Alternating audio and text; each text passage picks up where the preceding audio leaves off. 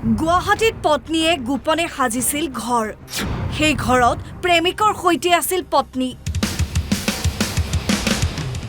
দ্বিতীয় পত্নীৰ বিৰুদ্ধে সেনা জোৱান স্বামীৰ ভয়ংকৰ অভিযোগ।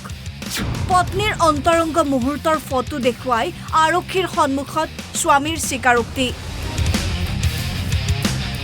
হয়, এইজন ভাৰতীয় সেনা জোৱান খাইৰুল ইছলাম। এইগৰাকী খাইৰুলৰ দ্বিতীয় পত্নী।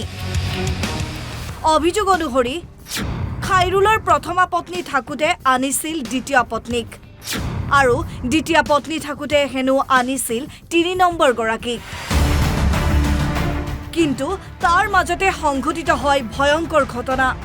খাইৰুলৰ ভাতৃ ইনজামুল হক আৰু বন্ধু শ্বাহজাহানৰ সহযোগত এখন হুণ্ডাই ভেনু বাহনত পত্নীক জোৰকৈ গোৱালপাৰালৈ নিয়ে আৰু গাড়ীৰ ভিতৰতে পত্নীক হত্যা কৰি চালকৰ আসনত বহুৱাই দুৰ্ঘটনাৰ ৰূপ দিয়াৰ চেষ্টা কৰে। বাহনসহ মৃত পত্নীক গোৱালপাৰাত এৰি ভাতৃ আৰু বন্ধুৰ সৈতে স্বামীয়ে মহানগৰীৰ হোটেলত বাহৰ পাতে। পিছে সন্দেহজনক অৱস্থাত গোৱালপাৰাত দ্বিতীয় পত্নীৰ মৃতদেহ উদ্ধাৰৰ পাছতে আৰক্ষীৰ সন্দেহ জন্মে। তাৰ পিছতে চলাই অভিযান। স্বামী খাইৰুল, ভাতৃ আৰু বন্ধুক মহানগৰীৰ হোটেলৰ পৰা গ্ৰেপ্তাৰ কৰে আৰক্ষীয়ে। কিন্তু এতিয়া দ্বিতীয় পত্নীৰ হত্যাকাণ্ডই নতুন মূৰ লৈছে। আৰক্ষীৰ সন্মুখত স্বামীয়ে স্বীকাৰোক্তি দিয়া অনুসৰি অবৈধ প্ৰেমৰ বাবে হেনো হত্যা কৰিছে দ্বিতীয় পত্নীক। আৰক্ষীক দিলে দ্বিতীয় পত্নীৰ গোপন মুহূৰ্তৰ ফটো। স্বামীয়ে পত্নীক গঢ়ি দিছিল ৩খনকৈ বিউটি পাৰ্লাৰ।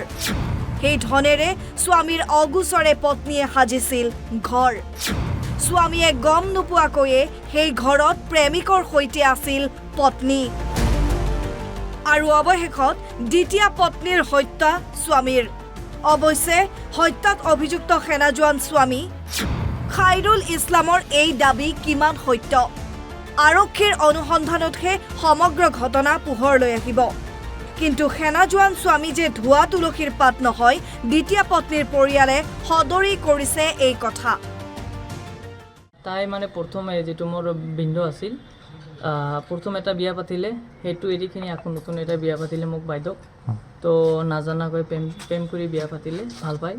কিন্তু পিছত ৪ বছৰ বিয়া পাতিলে, মানে সংসাৰ কৰিলে। কৰাৰ পিছতে সেই মানুহজনে কি কৰিলে, আকৌ নগাঁও বিয়া পাতিলে। পাতাৰ পিছতে মোৰ বাইদেউ কৈছে যে চোৱা, আজি ডাঙৰ এটা তোমাৰ দেৰি আছে, আজি মই আছোঁ, আকৌ নগাঁও বিয়া পাতিলা, সেইটো কোনো নাজানে। তো সেইটো এৰি দিয়া, দিখিনি মোৰ লগত সংসাৰ কৰা। আৰু তাৰ ডিমাণ্ড আছিল যে তাৰ যিটো গুৱাহাটীৰ মাটি তাৰ দেউতাই কিনি দিছিল, মানে মোৰ আংকেলে কিনি দিছিল। তো সেই মাটিটো তাৰ নামত কৰি দিব লাগে। আৰু তাৰ গাড়ী যিটো আছে, যি গাড়ীবিলাক লৈ কিনে আপোনালোকে চাইছে, সেই গাড়ীটো মোৰ বাইদেউৰ নামত। সি কৈছিল যে মোৰ নামত লিখি দিব লাগে। কেতিয়া তোমাৰ বাইদেউক লৈ আহিছিলে? কালি ৰাতি 9:40 লৈ আহিছিল। ক'ৰ পৰা লৈ আহিছিল? দাতালপাৰাৰ পৰা।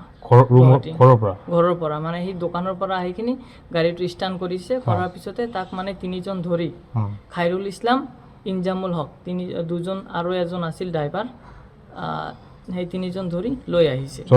জোৰ জবস্তি লৈ আহিছিল। লগতে আৰু 3-4জন আছিল, আটকাই ধৰিছে। তেখেতক কৈছে যে মোৰ তিৰি হয়, তেখেতে কি কৰা, তোমালোকে কি কৰা, গুচি যোৱা। তাৰ সৰু এটা ভণ্টি আছিল, একেলগে থাকে, তাই গৈছিল। তাকে মানে জোৰ কৰি লাত মাৰি পেলাই দিছে।